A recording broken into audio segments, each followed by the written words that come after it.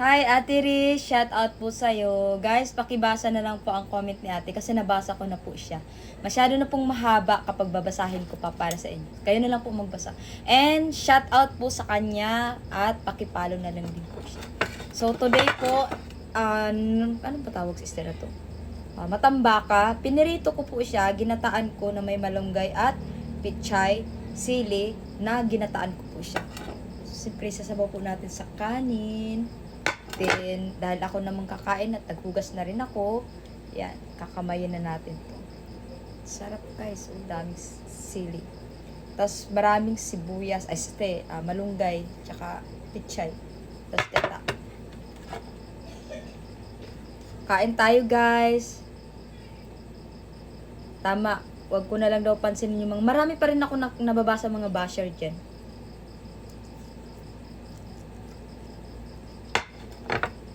Hindi ko na lang sila iniintindi.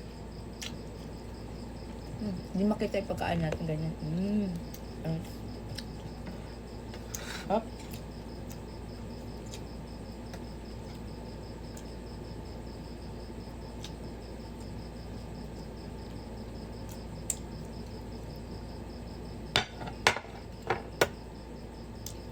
Sa mga ayaw po ng video ko guys, pre-scroll na lang po. Pre-scroll. Pre-scroll. Pataka man eh. Sarap ng gulay. Ang sili. Napapansin nyo sa mga videos mukbang ko, madalas wala akong kilay. Hindi ako nagduduwing ng kilay. Ayun guys.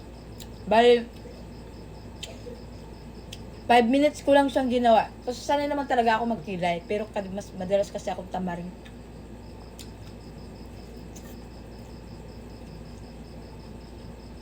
Hindi nyo pa po alam, makeup artist po ako. Nagme-makeup po ako dito. Yun po yung extra income ko dito. Nagme-makeup ako sa mga nag-graduate, mga birthday party, o yung mga lumalaban ng pageant sa barangay. Ako po yung nagme-makeup sa kanila. Extra income ko rin po yun. So, ayan po yung mga makeup ko. Makeup kit ko. May pumupunta dito sa bahay, nagpapa-makeup.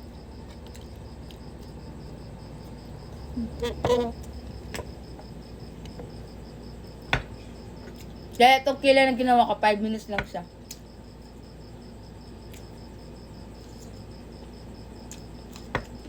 Kaya pag may mga pageant anak ko, sa school, sa barangay, ako nag-make-up sa kanila. 350 po. All package kasama na ang pilik mata.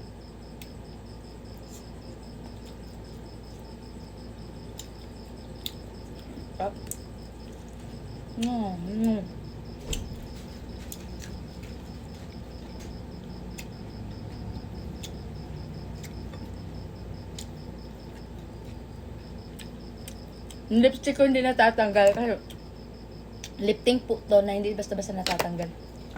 Oh. Ang hang.